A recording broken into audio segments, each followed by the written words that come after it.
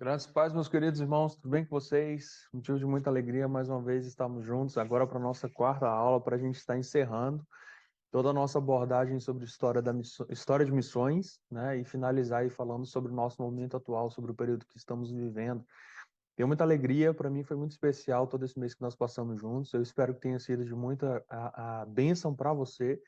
Agradeço mais uma vez, pastor Mateus, irmão Marlon, por todo esse espaço aberto para que nós pudéssemos estar compartilhando. E louvo a Deus por tudo que ele tem feito. Vamos começar orando para a gente ter o nosso tempo de estudos e o Senhor com certeza irá falar com a gente. Amém? Senhor, obrigado por mais uma oportunidade de estarmos na tua presença.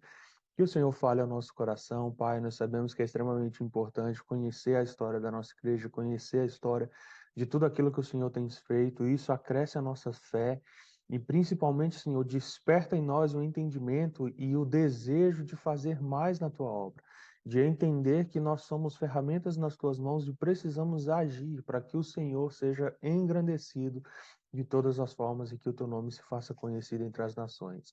Usa-nos, ó Pai, nos dá um tempo de aprendizado maravilhoso nesse momento. Em nome de Jesus, essa é a nossa oração. Amém e amém.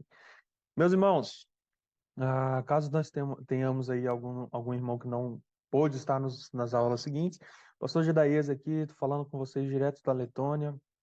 E hoje nós estamos na nossa última aula, né, onde nós vamos estar falando sobre história de missões. E desde já eu já quero começar aqui compartilhando com vocês a minha tela para nós voltarmos aqui, fazemos uma recapitulação extremamente rápida aqui sobre tudo que nós vimos nas aulas anteriores. Primeiro nós falamos sobre missões na Bíblia, né, e entendemos, visualizamos como o propósito do Senhor de missões ele sempre esteve claro na Bíblia. Nós vemos ali que desde Gênesis, passando por toda a criação, todo o Antigo Testamento e se revelando de uma forma especial na figura de Jesus, o Senhor revela o seu desejo de que todos os povos sejam salvos, de que todas as nações conheçam ao Senhor.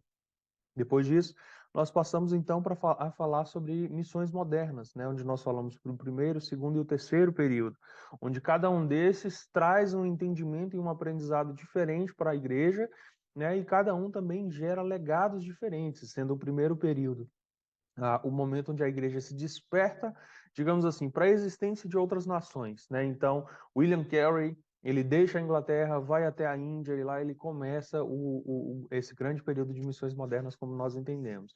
Depois disso, nós temos o segundo período, né, protagonizado ali especialmente por Hudson Taylor, e há o entendimento por parte da igreja de adentrar as nações geograficamente e culturalmente, né? O Hudson Taylor, ele tira o terno e a gravata e ele coloca a roupa tradicional chinesa e ele passa a falar a mesma linguagem ali que os nativos, e isso faz mais um avanço na história de missões e da igreja de uma forma em geral.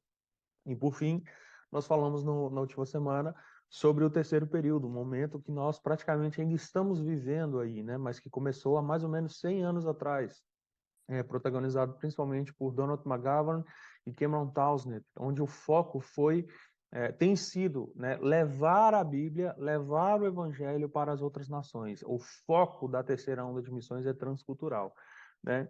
E aí talvez você pode estar se perguntando, existe sinais de uma quarta onda, pastor Gedaías? E eu vou te dizer, meu querido, que existe sim, né? Ron Boime, né, nós já falamos sobre ele aqui em um outro momento, é um grande missiólogo, um grande pastor que tem pensado missões durante mais de 30 anos e tem falado bastante sobre o cenário, sobre o momento atual que nós vivemos. Ele diz o seguinte: o que nós sabemos é que uma quarta onda de missões modernas já começou e ela vai ter uma influência importante sobre todas as questões atuais. Há uma tarefa a ser feita e a sua realização irá afetar grandemente o próximo capítulo da história. Então, o que isso quer dizer? Já existe alguma coisa acontecendo, nós já podemos entender que tem alguma coisa acontecendo. E quando nós falamos sobre algo acontecendo, o que isso quer dizer? Já se percebem, meus irmãos, sinais de mudança no que diz respeito à forma da igreja atuar, da forma de fazer missões em relação ao século passado e ao momento que nós estamos vivendo hoje, né? E eu quero passar rapidamente com vocês por alguns desses aspectos. Agora, eu como historiador, eu preciso fazer um adendo aqui. Nós nunca descrevemos um tempo enquanto nós vivemos ele. O que isso quer dizer? Idade Média só recebeu o nome de Idade Média depois da Idade Média. tá certo? E isso é um entendimento para nós de que nós não podemos bater o martelo, definir com precisão exata tudo o que está acontecendo agora nesse período da história. Nós só vamos ter um entendimento mais profundo, mais completo sobre tudo isso, da mesma forma que nós olhamos para as ondas passadas no futuro. No futuro. E muito provavelmente algumas pessoas vão ter entendimentos diferentes do que nós estamos tendo hoje em relação ao período que nós estamos vivendo. Mas isso não nos impede de já pontuarmos, né? Já buscarmos entender, principalmente guiados e movidos aí pelo Espírito do Senhor, pela sabedoria que o Senhor pode nos dar, sobre o tempo que nós estamos vivendo.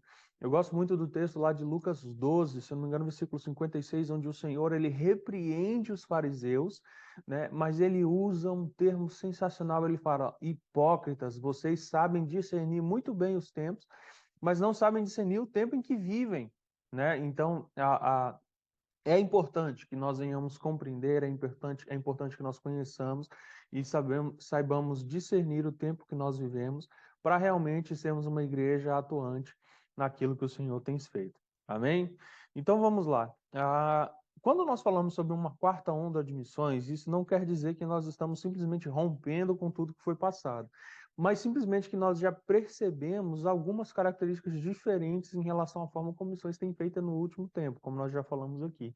E algumas dessas principais características, meus irmãos, quais são? Primeiro, gerações trabalhando juntas, onde nós contamos com a força dos jovens, a sabedoria e o direcionamento dos mais experientes e, especialmente, envolvemos também as crianças, pois é nessa idade que a maioria das pessoas é salva. E isso aqui eu já quero fazer um adendo, porque a força do jovem, meus irmãos, ela sempre foi catalisadora para missões.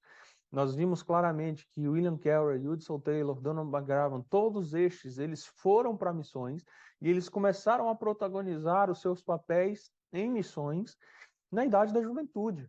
Mas todos estes se tornaram grandes homens de Deus, experientes, idosos, sábios, que foram também, como é que nós podemos dizer, colunas para que as novas ondas de missões se estabelecessem. Então, nós jamais desprezamos a presença dos nossos irmãos mais experientes, mais idosos, mais sábios, porque eles já trilharam um caminho onde nós precisamos trilhar.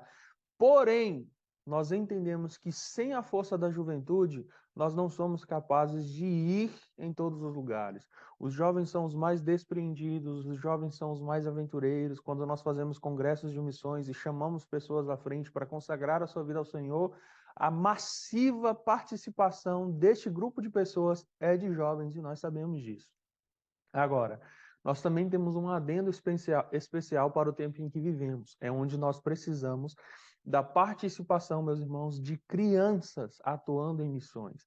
E aí aqui talvez surja um grande questionamento do tipo, mas como que nós vamos colocar crianças para trabalhar, meus irmãos? Pode fazer uma pergunta muito rápida aí entre vocês. Eu tenho certeza que a maioria dos nossos irmãos que compõem o grupo que hoje nós estamos estudando em conjunto foram convertidos na idade da infância. Ou a semente do evangelho foi plantada para que você, na idade da juventude ou na vida adulta, relembrasse tudo aquilo que talvez sua mãe, sua avó, alguém te ensinou para que isso, enfim, florescesse, germinasse em você e resultasse aí na sua conversão, na sua vida do evangelho. Então, nós não podemos colocar as crianças em uma sala, em uma cápsula, e esperar que elas se tornem adultas para tê-las atuando. Muito pelo contrário, crianças de famílias cristãs, saudáveis, são aquelas crianças que vão anunciar Jesus para os seus colegas, que vão trazer outras crianças para igrejas. Então, esta é uma das principais características desse período de missões em que vivemos. Nós temos diferentes gerações trabalhando juntos.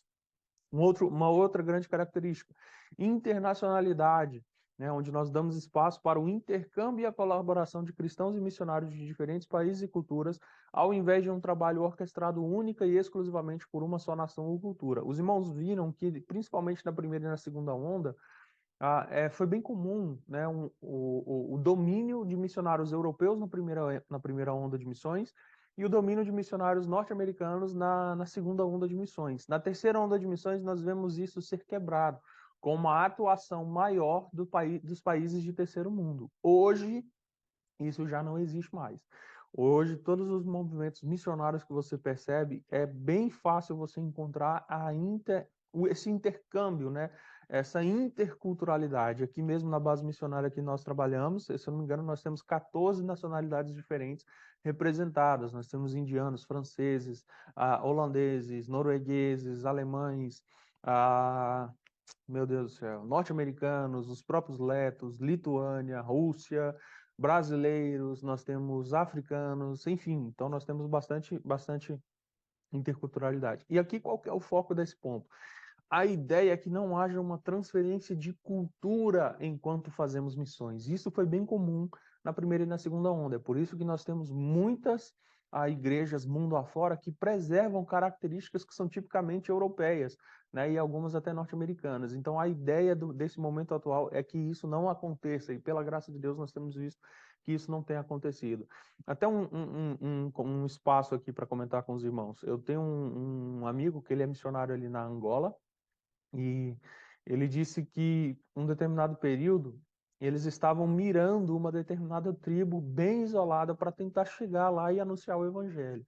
Depois de muito tempo de trabalho, eles conseguiram chegar nessa tribo, e quando eles chegaram nessa tribo, existia uma espécie de um cristianismo misturado com paganismo lá, né? E o trabalho deles foi mais um trabalho de discipulado do que um trabalho de evangelização. E todos nós sabemos que esse trabalho ele é muito mais difícil, porque é muito mais fácil você ensinar uma pessoa nova convertida do que você auxiliar uma pessoa que já é cristã a reformular, digamos assim, o seu entendimento de algumas coisas que talvez tenha aprendido errado. Mas uma característica engraçada e muito importante. Quando eles chegaram lá nessa tribo, era uma tribo isolada no meio da Angola. Muitos dos cristãos usavam terno e roupa social. E aí eu te pergunto, por quê? Porque eles já tinham tido contato com outros missionários, mas que infelizmente o foco desses missionários anteriores foi uma transferência de cultura, não um discipulado efetivo, não uma pregação do evangelho efetiva que transforma, que anunciasse princípios, né? Então essa é uma das características, né? Do momento de missões que vivemos. Outra característica é a globalidade, né, onde nós entendemos que a mentalidade de que apenas alguns países são campo missionário, ela está sendo substituída pelo entendimento de que todos os países são alvos de ação missionária, porém com diferentes necessidades e estratégias. O que isso quer dizer? Era muito comum no passado, né, países adotarem países. Por exemplo, o Brasil vai adotar a Letônia e a partir de agora o Brasil vai fazer missões só na Letônia. E esse entendimento de que a Letônia é um campo missionário, ele pode ser muito negativo, porque isso pode fazer com que a igreja no país ela não se desenvolva. Isso pode gerar uma relação de dependência de um país a outro.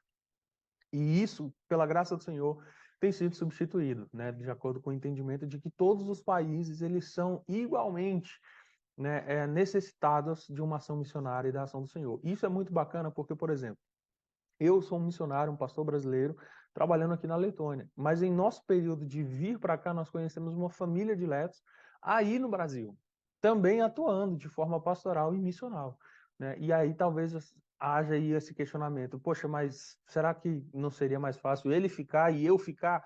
Mas não é assim que o Senhor trabalha, né? O Senhor nos escolhe, nos direciona e de acordo com a sua vontade. E cada um de nós temos estratégias e ferramentas diferentes pelas quais nós podemos contribuir para o avanço do reino do Senhor. Então, essa mentalidade de que alguns países são campo missionário e outros países são celeiros de missões, ela não é real, porque se nós fôssemos colocar essa estatística, levar essa estatística ao pé da letra, o Brasil seria um celeiro missionário. Mas isso seria como dizer que no Brasil não há necessidade de um trabalho missionário. E todos nós sabemos muito bem que nós temos inúmeras cidades e regiões que precisam muito, muito e muito do trabalho missionário. Por isso que nós temos as nossas campanhas de missões estaduais, né, nacionais e mundiais, porque este entendimento, ele, pela graça do Senhor, ele já está se consolidando no entendimento da igreja, né? Então isso nos ajuda até mesmo a nos livrar um pouco do preconceito no que diz respeito a países de primeiro mundo, né? É muito comum piadas no meio de missões sobre missões na Europa, missões nos Estados Unidos, até eu quero fazer, eu quero ver ir para a África. Mas, infelizmente, meus irmãos, esse tipo de mentalidade foi o que gerou uma indiferença por parte da igreja no mundo inteiro em relação à Europa, e hoje a Europa é um dos maiores campos missionários que existem, né? Embora, obviamente, nós tenhamos igrejas e tenhamos remanescentes fiéis. Então, essa ideia de que uma determinada região ela é mais ou menos merecedora da atenção missionária, ela é errada, e pela graça do Senhor nós iremos vencer isso durante esse momento. Amém? Uma outra característica é a unidade no corpo de Cristo, onde nós podemos ver diferentes denominações trabalhando lado a lado, dando espaço e protagonismo para a diversidade da Igreja do Senhor e valorizando as culturas ao invés de uma colonização, né, ao invés de uma doutrinação puramente baseadas em doutrinas. Isso aqui quer dizer o quê, meus irmãos? Hoje, pela graça de Deus, nós vemos cada vez mais missionários de diversas denominações trabalhando em diversas culturas, né? E isso aqui é muito importante. Eu sei que todas as vezes que nós falamos de outras denominações, de outras culturas, nós batistas temos aí alguns problemas, né, com esse tipo de situação, mas, meus irmãos, isso é muito positivo. Aqui na Letônia mesmo, esse é um grande motivo de oração para mim que eu quero compartilhar com os irmãos. A Europa, meus irmãos, ela está passando por um momento muito perigoso, porque eles estão descobrindo o neopentecostalismo da mesma forma que a América Latina descobriu há muitos anos atrás. E isso é muito complicado, porque o europeu, ele é tipicamente uma pessoa que esconde os sentimentos, que não se manifesta muito. Então, ele encontrar, né, dentro da igreja esses segmentos que valorizam muito as emoções é muito problemático, porque nós sabemos que a doutrina, a Bíblia, e vida com Deus de uma forma mais íntima acabam sendo menos protagonistas, né, nesses cenários. Eu não estou falando de irmãos, dos nossos irmãos pentecostais, eu estou falando do risco do neopentecostalismo, que para mim é um risco muito grande para a Igreja do Senhor. E isso tem crescido muito aqui na Europa, né? E isso se dá justamente por causa desse foco, né, em uma questão muito mais doutrinária dentro dessa questão neopentecostal. Então, enfim, é algo que nós precisamos orar bastante para que o Senhor realmente cuide, né, cuide da igreja aqui na Europa e venha prover missionários, pastores, pessoas com entendimento sadio das Escrituras para reevangelizar e reavivar essa Europa. Enfim, uma outra característica desse momento de missões que nós estamos vivendo é o forte uso das tecnologias como ferramentas de evangelização, com a igreja marcando presença nas redes sociais e cada vez mais despertando para o uso das tecnologias como ferramentas úteis para o avanço do reino de Deus. Pastor Fabrício Freitas, para mim, é uma referência muito grande nisso. Nós não precisamos nem mesmo ir para missões.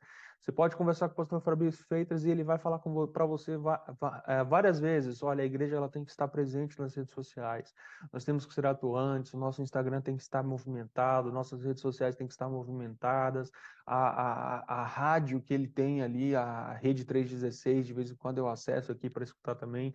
Tudo isso são ferramentas, né? São estratégias que o Senhor pode nos dar para alcançar as pessoas. Isso não tem nada a ver com mundanização, com o mundo chegando na igreja. Muito pelo contrário, é o Senhor nos dotando da sua sabedoria, de estratégias para alcançarmos, né, as pessoas que estão ali ao nosso redor. Então, isso aqui é algo extremamente forte, né? Uma característica extremamente forte e importante do momento de missões em que estamos vivendo. Nós temos visto que em muitos locais esse tipo de ferramenta de evangelização, eles são muito, mas muito efetivos. Então, essa é uma das grandes características desse momento que nós estamos vivendo. Isso aqui se dá especialmente pela internet, né, meus irmãos? A igreja ela precisa entender o mundo em que vive, a cultura, o tempo que vive e se adaptar, né? Não se moldar, né? Mas se adaptar, se fazer presente e se fazer relevante no mundo em que vive. Uma outra característica muito forte desse período é o foco na oralidade, como forma de não apenas proporcionar a Bíblia na língua materna, né, isso é uma herança da terceira onda de missões, a tradução das Bíblias, mas também numa linguagem compreensível para todo tipo de pessoa, letrada ou não. Para isso, o uso de histórias, poemas, músicas e vídeos é essencial. E entre parênteses aqui nós podemos citar o viral, né, que é um fenômeno dos tempos em que vivemos, ele pode se tornar uma ótima ferramenta. O que isso aqui quer dizer? O que é foco na oralidade? Existem muitas pessoas, meus irmãos, que embora elas saibam ler e escrever de forma funcional, elas assimilam informações e aprendizado muito mais através da fala, muito mais através da conversa, ouvindo outras pessoas. Então, contar histórias de uma forma que essas pessoas compreendam é muito mais efetivo do que para muitas pessoas a leitura. Deixa eu te dar um exemplo. Nós, brasileiros, naturalmente, nós falamos porque vós estáis, porque nós ireis. Mas na Bíblia, nós vemos essa linguagem. Muitas vezes, até quando vamos orar, até quando estamos na igreja, nós fazemos uso dessa linguagem extremamente culta, coloquial, formal, né? E se você tem um português machadiano, isso não tem problema nenhum, você vai entender muito bem. Mas para a maioria das pessoas, isso não vai funcionar. Então, daí se torna extremamente importante entender a função da oralidade, né? Passar a mensagem de uma forma que as pessoas compreendam, assimilem, entendam, né? Graças a Deus, o Senhor levanta muitas pessoas, homens e mulheres de Deus, para trabalhar em traduções de novas versões da Bíblia, né? Que às vezes que vem com o objetivo de facilitar o entendimento dessas questões. Mas eu acho que a forma mais efetiva, meus irmãos, é passar mensagens através das artes, né? E aqui nós vamos até abrir já um parêntese, porque depois disso aqui nós vamos falar sobre as áreas de influência da sociedade. Mas as pessoas lembram de músicas muito fácil, né? Lembram de poemas, de histórias, às vezes um filme, um vídeo que ela assistiu, ela vai lembrar disso com muita facilidade. É claro que no tempo em que nós vivemos, né, com o excesso de informação, também é muito fácil você consumir algo, você reproduzir isso e daqui a pouco você se esquecer. Mas essa também é uma ferramenta muito eficaz para assimilar e para passar a mensagem do Senhor, pregar os princípios do reino do Senhor, e nós devemos utilizar isso, né? Então, quando nós falamos de culturas indígenas, quando nós falamos de pessoas das realidades interioranas, como no Brasil nós gostamos de dizer, na roça, né? A oralidade, ela é uma ferramenta sensacional, meus irmãos. Eu não sei se você conhece alguém que não teve a oportunidade de ser alfabetizado na vida, né? Essas pessoas, elas têm uma memória tão impressionante, meus irmãos, que é algo de outro mundo. É algo que para mim, que sou péssimo de memória, é realmente muito impressionante. E essas pessoas também precisam ter acesso às escrituras, mas elas não sabem ler, né? E como que nós faremos isso? Então, nós, como igreja, como missionários, precisamos estar sensíveis e atentos a isso para alcançar também essas pessoas, tá certo? E por último, aqui nós podemos dizer, né, o controle eclesiástico tem diminuído, e esse aqui é um ponto que talvez gere um certo desconforto, mas deixa eu explicar isso aqui. Quando nós falamos de controle eclesiástico diminuindo, nós estamos falando sobre dar espaço para uma atuação missional que acontece principalmente através da influência nas diferentes áreas da sociedade. Provavelmente já falei várias vezes aqui durante esse tempo que nós estamos juntos, que eu sou apaixonado pelo programa de Igreja Multiplicadora, pelos cultos nos lares, porque para mim, meus irmãos, é muito difícil você ganhar alguém para a sua igreja de cara. Isso pode acontecer, com certeza, mas para mim isso é muito difícil. Geralmente nós primeiro ganhamos aquela pessoa para nós. Aquela pessoa se torna meu amigo, se torna alguém íntimo, se torna alguém de dentro da minha casa. E aí sim, pelo testemunho de vida, eu conquisto essa pessoa para a minha igreja. E aí trago essa pessoa para a minha igreja, ela vai ser bem recebida, ela vai receber uma mensagem que vai tocar o coração dela, o Senhor vai falar com ela, e aí sim o processo de trazer alguém para a casa do Senhor, ele se consolida. Mas quando nós falamos de controle eclesiástico diminuindo, nós falamos exatamente sobre isso. Missões, de uma forma geral, ela sempre foi feita no passado, nas 3 ondas de missões, por igrejas locais e agências missionárias. E isso continua acontecendo. Isso não vai deixar de existir jamais. Mas o foco aqui, meus irmãos, é entendermos que passos e ações missionais podem e devem ser dados, independente de eu estar ou não incluído nesse contexto. O que que isso quer dizer? Isso quer dizer que você, meu irmão e minha irmã, que não é pastor, que não é missionário, que está aí no Brasil, que está provavelmente assistindo essa aula de EBD, mas amanhã você vai estar dentro de um escritório trabalhando. Você também é responsável por missões. A sua ação intencional de convidar, de tentar alcançar alguém com a graça do Senhor, também é resultado de missões. Também resulta em missões sendo feitas, melhor dizendo. Né? Então, nós estamos percebendo né, que embora as agências missionárias e as igrejas jamais vão deixar de ter o seu espaço, hoje há espaço, né, para a ação missional que acontece fora desses ambientes, não desconectada, mas fora desses ambientes. Isso aqui é como dizer aquela famosa frase que nós ouvimos bastante. Nós vimos para a igreja no domingo, nos energizamos, nos alimentamos e vamos para a semana inteira para enfrentar a lida do dia a dia. E quando nós encontramos pessoas, essas são as pessoas que nós precisamos compartilhar do amor de Jesus. E aí nós trazemos essas pessoas para a nossa casa, para o nosso culto no lar, para o nosso PGM, para a nossa igreja, e assim essas pessoas vão conhecer ao Senhor também, tá certo? Então, só algumas observações, né? Porque quando nós falamos sobre essas características, talvez pareça que nós estamos querendo dizer o contrário. Então, quero deixar bem claro que quando nós falamos sobre essas características do momento atual de missões, isso não quer dizer que os esforços que se iniciaram nas ondas anteriores são menos importantes. Isso não quer dizer que nós estamos abandonando a mentalidade de povos não alcançados, né? Isso não quer dizer também que agências e trabalhos missionários transculturais são menos importantes. Pelo contrário, há uma grande convicção de que o cenário atual de missões é o mais favorável para o alcance de todas as nações.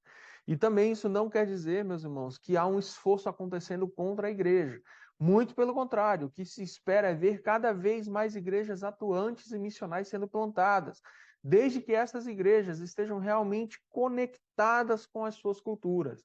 De nada adianta, nós temos uma igreja plantada bem no meio da cidade, mas que ela não se conecta com a sociedade em que ela faz parte. Então, nós queremos cada vez mais igrejas sendo plantadas, mas igrejas que são atuantes, que são missionais e que são compromissadas com o Evangelho do Senhor. Amém? E por fim, o que isso quer dizer é que a mensagem principal é: todos os cristãos são responsáveis pelo avanço do reino de forma estratégica e intencional. Então, meus irmãos, a principal característica da quarta onda de missões é um conceito que ficou conhecido no meio cristão como 7 esferas da sociedade. Você vai ver ensaios, né, sobre esse tema aqui, lá em Abraham Kuyper, em Doyered, mas esses pensamentos eles vão ser consolidados ali na década de 70, com Bill Bright, fundador da Cruzada Estudantil, com Loren Cunningham, missionário também.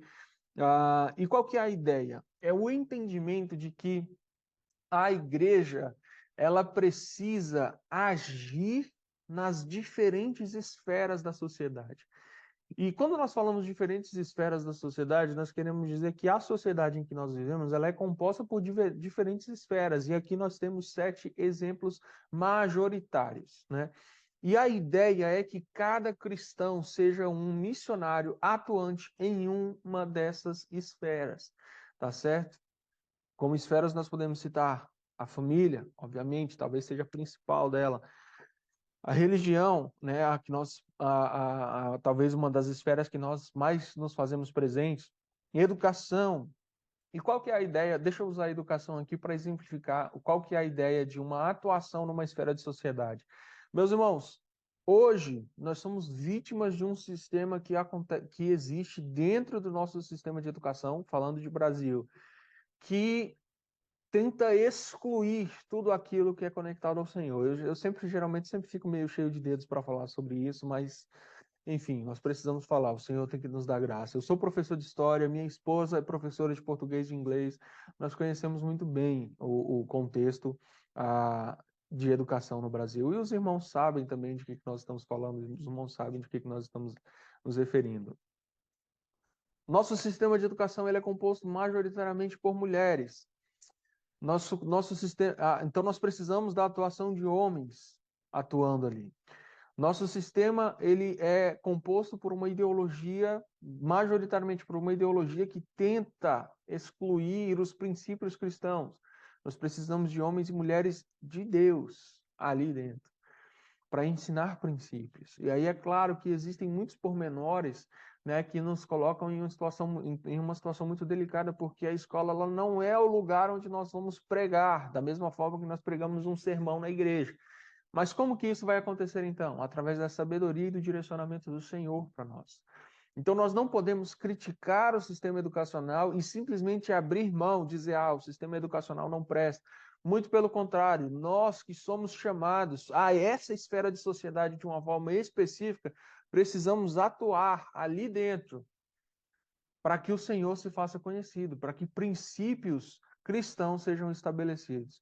E da mesma forma, isso acontece em todas as outras esferas. A área da mídia foi uma área muito negligenciada pela igreja no século passado.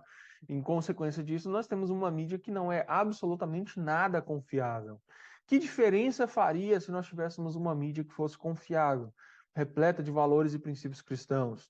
O mesmo vale para artes, né? E aqui nós falamos sobre entretenimento, esporte, músicas, filmes. Nós fazemos separação aí entre o que é cristão e o que não é. Enfim, nós precisamos de uma atuação cristã nisso.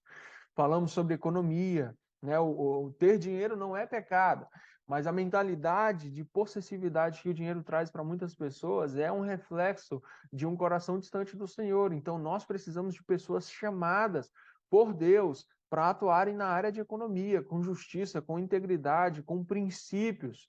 E da mesma forma, nós temos também a área de governo e política, onde nós, brasileiros, estamos clamando desesperadamente para que o Senhor intervenha e mande pessoas compromissadas com o Senhor Jesus, com princípios cristãos, para se fazer presente. Então, o que que isso quer dizer?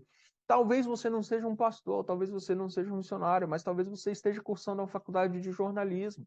Talvez você seja um técnico de futebol, talvez você seja aí alguém que trabalha numa bolsa, numa corretora de investimentos, que faz investimentos na bolsa, que trabalha na área de finanças, que agora está muito em alta no Brasil. Talvez você seja um professor de uma escola. Enfim, a ideia, meus irmãos, é que todos os cristãos, eles precisam ser atuantes nessas esferas da sociedade, né? Então, nós seremos protagonistas das nossas famílias, nós continuaremos atuando nas nossas igrejas, mas todas essas esferas da sociedade precisam ser alvejadas pelo amor do Senhor, tá certo? Então, meus irmãos, enfim, esse é um pouco do contexto de quarta onda de missões, de quarto período de missões em que nós estamos vivendo, e eu quero mais uma vez deixar claro para os irmãos que isso não quer dizer que tudo o que aconteceu no passado deixou de existir, não é mais importante ou não merece mais a nossa atenção. Muito pelo contrário, há um esforço enorme, principalmente para a tradução de línguas. Hoje no mundo existem 8.000 línguas catalogadas, mas há mais de 3.000 ainda esperam por tradução da Bíblia. Mas, meus irmãos, qual que é o meu objetivo para todo esse período? Despertar os irmãos, fazer os irmãos entender que existe um reino de Deus que está acontecendo, que está avançando e que está esperando pela sua atuação. Nós crescemos, meus irmãos, ouvindo falar de missões se faz com os pés dos que vão, com os joelhos dos que oram e com as mãos daqueles que contribuem. E qual que é o ensinamento por trás disso? Que todos nós temos uma parcela de responsabilidade em relação a missões, temos o que fazer no reino do Senhor Jesus. Então, meu objetivo é que você seja despertado, que você compreenda quão grande, quão precioso, quão importante é a sua participação em missões. Eu quero deixar para os irmãos aquele texto de Atos 20:24, onde Paulo fala, olha, mas em nada tenho por preciosa a minha vida, contanto que eu cumpra com alegria o ministério que recebi do Senhor Jesus. Então, qual que é a tua parcela de responsabilidade? Qual que é o ministério que o Senhor tem confiado a você? Quando nós falamos de missões, nós estamos falando de amar as pessoas da forma que o Senhor ama, enxergar as nações da forma que o Senhor enxerga, permitir que faça morada em nosso coração toda a empatia pela criação do Senhor que o Senhor tem. Meus irmãos, é inconcebível que nós, como igreja brasileira, que temos muitos recursos financeiros e de pessoas, nos façamos negligentes, né, em relação às necessidades das outras igrejas do mundo. O Senhor, ele nos escolheu para abençoar as nações. O Senhor nos escolheu para abençoar as nações. Talvez você não tenha um chamado específico, transcultural, para estar em outro país, talvez como eu e como outros pastores, como outros missionários que você conheça. Mas é certo que o Senhor compartilhou com você a responsabilidade de ser atuante, de se fazer presente, de alcançar as pessoas que estão aí no seu trabalho, de alcançar a sua família, de usar a sua profissão para fazer missões. Quando Cameron Townsend aproximou antropologia e linguística de missões, isso resultou no maior onda de missões que já existiu, o maior movimento de missões que já existiu na história da igreja foi no século passado, norteados por esse entendimento de que a Bíblia precisa chegar às nações. Então, Cameron Townsend, ele aproximou a sua área, a linguística, a antropologia, as ciências de missões, e isso resultou no nascimento de missões transculturais como nós conhecemos hoje. O que pode acontecer quando você, empresário, trabalhador, professor, investidor, enfim, seja qual for a sua profissão, aproximar os princípios do Evangelho, trazer os princípios do reino para a tua atuação profissional, missional, anunciar Jesus para as pessoas que estão à sua volta? Tenho certeza que algo muito grande pode acontecer e eu tenho certeza que o Senhor está ansiando usar a sua vida para se fazer conhecido nas pessoas que estão à sua volta. Amém? Meus irmãos, então essa é a história de missões, esse é o entendimento de missões que tem acontecido durante o decorrer da igreja, a vida da igreja, e o que isso nos ensina é apenas isso, que nós como igreja precisamos nos fazer cada vez mais atuantes na presença do Senhor e na obra do Senhor. Amém? Muito obrigado, né? Muito obrigado pelo tempo que nós passamos juntos. Muito obrigado, pastor Mateus. Muito obrigado, irmão Marlon. Eu vou compartilhar com vocês aqui por último as nossas informações, tá? São o meu número. Só um minuto. É o meu número e o número da minha esposa. E nós temos também aqui uma página onde nós compartilhamos todas as nossas informações, tá? Nossos informativos, carta informativa, vídeos, tudo aquilo que nós temos feito, a gente compartilha aqui nessa página. Então, se você quiser escanear esse código, você vai ser direcionado a essa página e para nós vai ser um prazer imenso poder conversar com você. Se você tirou alguma foto, se você fez algum vídeo desse tempo que nós estivemos juntos, se você quiser postar, quiser nos mandar, quiser nos marcar, para nós vai ser um prazer ter algum feedback da igreja, dos irmãos. E nós, mais uma vez, nos colocamos à disposição dos irmãos, né? Se você quiser marcar uma chamada, conversar um pouquinho, falar sobre missões, entender alguma coisa melhor, talvez até do que nós falamos aqui, nós estamos à disposição, tá bom, meus irmãos?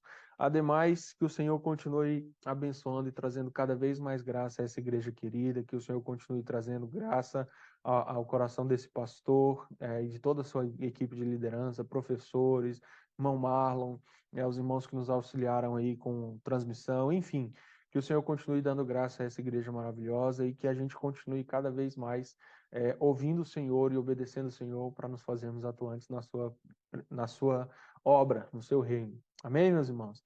Deus nos abençoe e até a próxima.